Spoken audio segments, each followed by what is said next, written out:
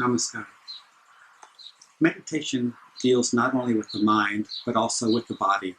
The way that we use our body, the way that we treat our body, does make a big difference in the results of our meditation. For example, how do we sit? If you tend to sit like this on a normal day, it's not too good for you, and it's probably worse in meditation. Because in meditation, the concentration and the alertness of your mind is important, and a bad position such as this will cut off the clean flow of your air to your brain from your lungs. It'll also cut off the proper circulation of the blood. And of course, it's not very good for the organs or the back. So sitting properly is important. We want to sit straight. And there's various helpful hints on how to sit straight. One is that ideally in classic yoga, we sit on the floor, perhaps on a mat. But if that's difficult, many people will use a cushion under their spine. And by raising their spine a little bit, it seems to help to keep us more comfortably straight. Sometimes people will sit against a wall, no problem, if it helps their back to be straight. And if need be, people sit in chairs. This is even in classic yoga and also in various modern forms of yoga. It's quite common to sit in a chair. Wherever you sit, however you sit, the main thing is keep your back straight for the whole duration of your meditation and every time that you do meditation.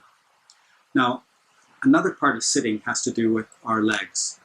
You may be familiar with an idea called the full lotus. In this type of pose, we cross our legs one over the other, and this helps to minimize the activity of various glands so that our mind can be more calm. If this is difficult, one can also sit in half lotus, where the legs are not completely crossed over the knees.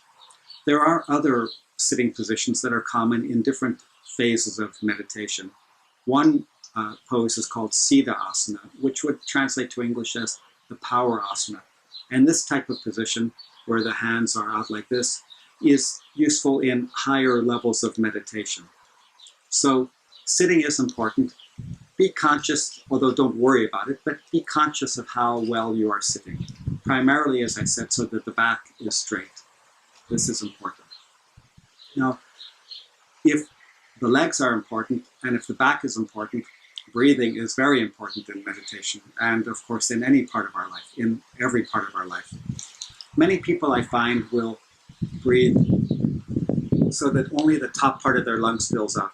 I've read that some teachers, athletes even, say that if you fill up the top part of your lungs so your chest is out, that means you have a good full breath. But yogis and other professionals such as singers realize that it's important first to fill up your abdomen. So a proper breath will not be, but it will be more like, so you can see that my abdomen is filling up, and I can feel that my lungs from the middle to the top are also filling up. In that way, I have a good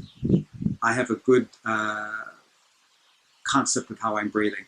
Now, this breathing should be all the time, but particularly when you are doing meditation, concentrate on this. So breathing should be during the meditation as well as before and after meditation, so that we are breathing properly. Why do we do this? Because if we can take full breaths, our body is healthier because we are getting more oxygen. And especially for meditation, our brain is getting a full amount of oxygen. So breathing during meditation, every time you do meditation, and during the rest of your day is very important. There's another practice that our spiritual teacher, Ananda Marga, developed to help us to be more alert and awake during meditation.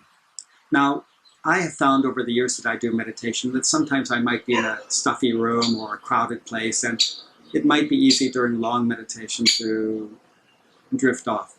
Or it may be that it's early in the morning or late at night. And if you're a little bit tired during the meditation, you can drift off. So the method that our teacher developed is called half bath. It's important to take a full bath every day. I take a bath in the morning. Some people take a bath in the evening before they go to sleep or any other time of day. But whenever you do meditation, unless you have started with the full bath, the half bath is a very beneficial practice. In the half bath, we want to cool down our body with a bit of water. Even if you live in a cold climate, presuming you're not outside in the North Pole doing your meditation, a half bath is very useful. Now, the science behind that half bath, before I explain the simple technique of doing the half bath, has to do with some observations that scientists have made. They noticed that when certain animals dive below the water, that the coolness of the water helps their breathing rate and their heart rate to slow down. For their benefit, for their purpose, it allows them to stay underwater longer, so perhaps they can find the food that they need. Somehow, as mammals evolved into human beings, we have kept some of the same techniques or the same abilities in our body, so that when we do half bath, our heart rate and our breathing rate can slow down, and this is very helpful for meditation. The way that a half bath is done is you take a little water from the tap in your sink and put it below your navel down to your first chakra. Then you take some water and you put it on your legs from your knees down to your feet, one leg at a time, of course. And then you do the same with your arms from your elbow down to your hand, both arms. Then take some water in your mouth and with your eyes open, splash your eyes, say 12 times is considered normal. It could be more times, it could be less times. This has one very practical use, that it can help wash away the dust that has accumulated in your eyes over the day. But this is an important part of what scientists call the diving reflex, which I just described, where the animal diving under the water can then find that their heartbeat and their lung rate is less. So half bath is a very useful tool, and you can learn more by talking to anyone in Ananda Marga in the place that you might be, or you might meet Margis. So these tools, sitting properly, breathing properly, and using half bath are very useful physical tools for meditation. I might add about half bath that it also relates to how we are concerned about our sensory organs. As we know, our eyes connect our brain to the world. Our nose connects our brain also to the smells around us. Our ears connect our brain to whatever sounds might be around us, etc. And by doing half bath, these organs can become more relaxed, less active, and they will be more calm during meditation. There are various other practices concerning the physical body, which we'll talk about at length in other courses. One is yoga asanas, which many people are familiar with. However, in Ananda Marga, we approach yoga asanas a bit differently. Any person who comes to a Dada or D, to one of our teachers, to learn meditation, also has the opportunity from that teacher to learn personal yoga asanas that are particularly good for them.